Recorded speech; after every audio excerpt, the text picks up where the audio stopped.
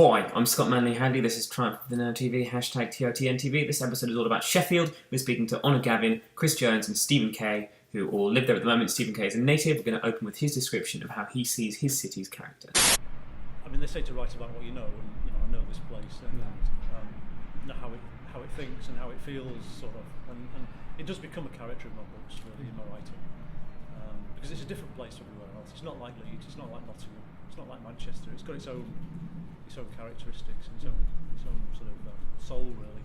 And how would you describe that soul? No nonsense, very accommodating. It's not a place that's above itself. We don't like people that get above themselves particularly.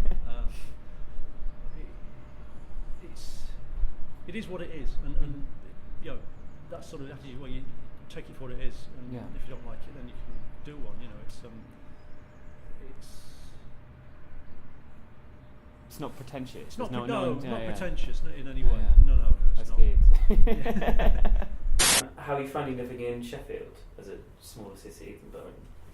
I mean, I am a staunch. Like, if I'm going to have an allegiance to like a city, it will always be I'm always going to be a Brummie. But what I like about Sheffield is, kind of the ways in which, like I was saying, you can kind of live in spaces that are really kind of interesting and spacious, and still kind of, in comparison to down south, incredibly affordable.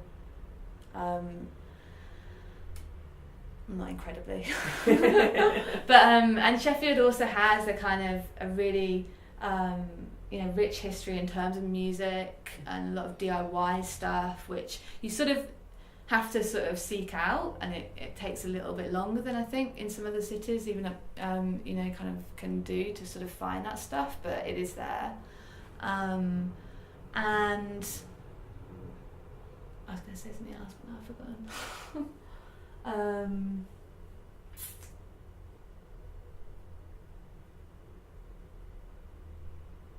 can't remember.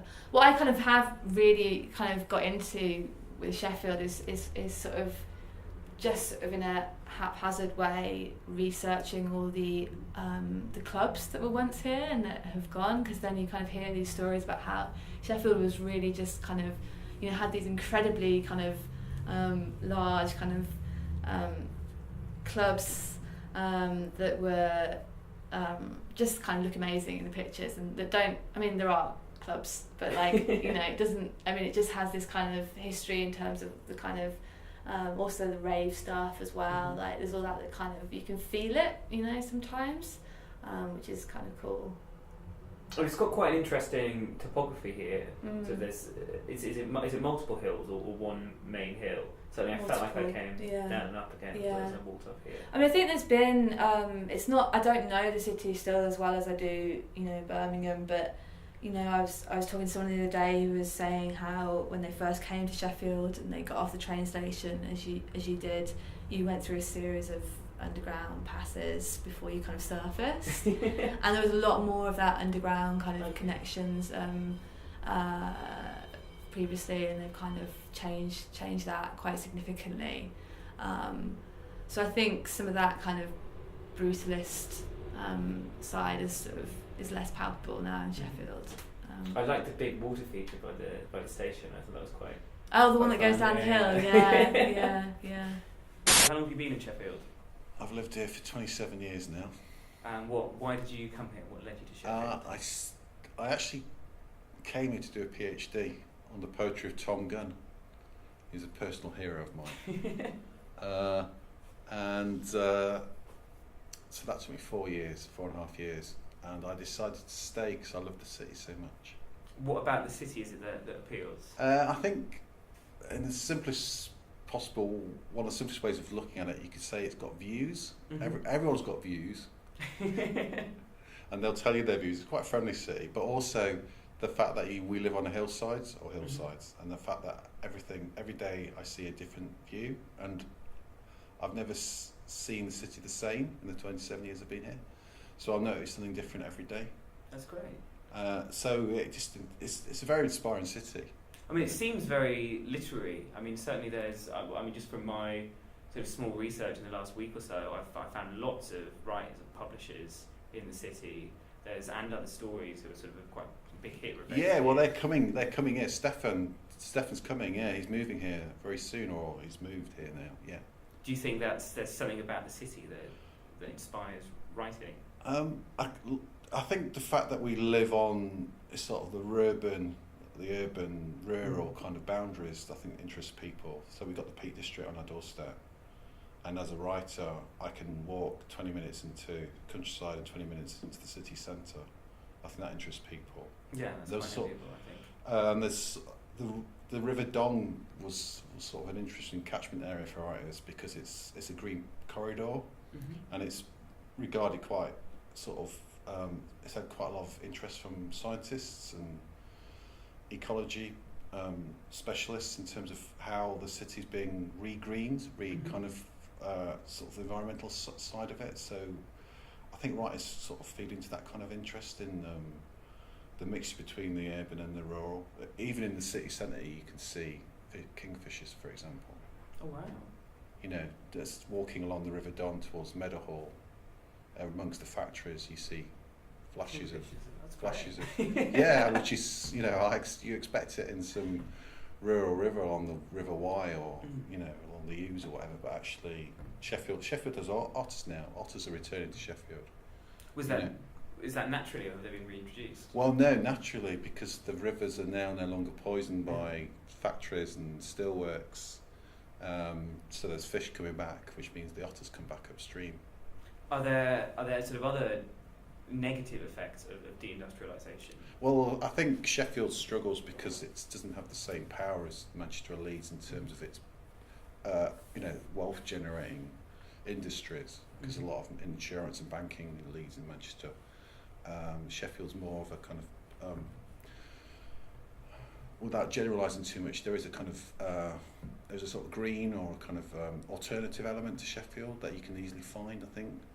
So there's a lot of people, at the moment we're trying to save our trees from being cut down, for instance. I know that's like, you know, we should make it national news headlines. People are kind of getting involved in that. So, you know, we're not that as obtrusive or as kind of as loud as Leeds or Manchester. And I think the divide between it being the rich and the poor is actually probably quite pronounced actually in Sheffield as well. I mean, there's some areas you can go to very poor areas and sort of seemingly very wealthy areas. So there's there's lots of tensions, I think, in the city. You know, that inspire people and interest people. For me, Sheffield's one of the main characters in my books. It's in my blood, really. So it's you know, people. I don't know. I think it's important to ground your work somewhere, and you know, for me, Sheffield means a lot to me. Okay. With the end of October came the first fogs of autumn. A visit to London might have found the fog there to at least have some compensations. The sensation of walking around with your ears muffled and not being able to see more than a yard ahead lent a certain adventure and sport to the endeavour. Any visitor to Sheffield, though, had no such romantic notions of its fog on stepping off the Great Central or Midland train. In Sheffield, the air felt abominably dirty. Its dampness clung, fell to the ground and created that thick mud, treacherous to horses, which leapt onto your clothes like filings to a magnet. Sheffield fog was a thing to be endured, for it would only pass when it was ready, sitting over the town like a beast over its half-eaten dinner. Its soupiness was full-flavoured, and above all, no one would escape the sore throats and the melancholy that it brought with it. And it stank. It seemed to capture and to hold every smell released by industrial process, man and animal alike. It blended them, ripened them, and fermented them, so that ladies would stay indoors, and all but the hardiest and most downtrodden pull their mufflers or neckcloths up over their noses. Real hardship was now manifest all round the neighbourhood, as out-of-work engineers and their families lived on handouts from their neighbours, and supplemented their potato and sweet diets with the bread and soup they queued for. They were not alone in their suffering.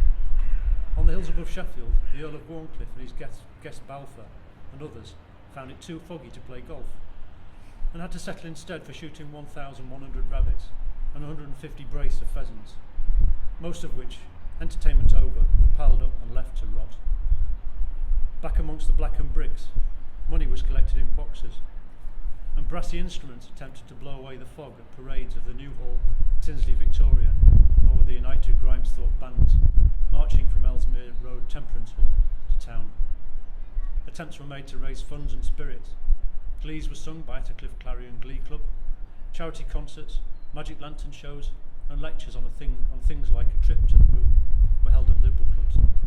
And there were special football matches between the locked-out engineers and publicans, sometimes combining the fancy dress of the preceding parade with the match itself.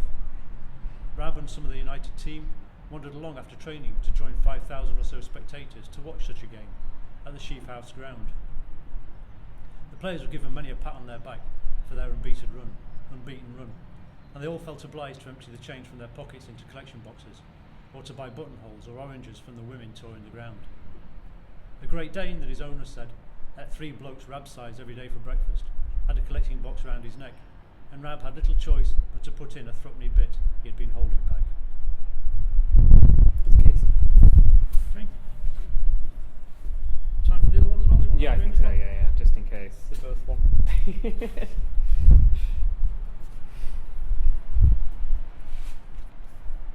Okay. In a small 2-roomed house in a black and brick courtyard in Greaves Street, where humanity was packed in so that no rumour was secret, no slap across the face unremarked, no illness personal, and no shriek of pleasure not shared, a scream ripped through the damp air, a scream of pain that sounded like life was being torn out. In the wash house across the yard, the domain of the foot soldiers in the fight against dirt, a group of women with big pink hands stopped their scrubbing and looked at each other, a flash of anxiety crossing their coarse features. "It's her at number 2. "Ah," was the reply. The screaming stopped, only to start again just minutes later. This time the scrubbing continued. "When I had our Marion, nearly the end on us. It were bad. Should have kept the bloody legs crossed then." The screaming went on, through the ponching, scrubbing and ringing, until at last a different cry was heard, shrill and tiny, and those hard women softened just a little. Selina lay on the bed, face flushed, hair wet, and next to her, wrapped up in flannel, a small, equally pink and wet-haired creature, looking at her, filling her whole existence, a happiness so big that it could shatter the windows and burst walls. She had created this life, this tiny girl who would love her in return, and who would depend on her. Sarah Ann wiped her face and hair with rose water, and she closed her eyes and lay back on the pillow. "If I don't make it through, you'll call her Edith," she said, the effort of opening her eyes even to stare at her daughter too great. "Don't be silly, you're just fine. It went well." Selina smiled a faint smile. She nursed Edith and they both dozed. They awoke and stared at each other. They cried and slept. Her sister, her aunt, keeping watch over them. It went dark outside and grew light again. In the darkness, she had seen her baby's eyes open by the light of the fire and cradled her until they both fell asleep. Selina had oatmeal porridge and beef tea. When she at last made it out of bed, she was not sure what day it was. I mean, there's a really good El Pathe news film of Sheffield taken during wartime, and it sort of pans across the city. You see all these smoking chimneys and all that, talking about how we can rebuild this city after the war's over. We're going to, Do this and knock this down and all this. these buildings. I think my cousin lived here for a bit, but I don't know. It's the kind of thing I should know.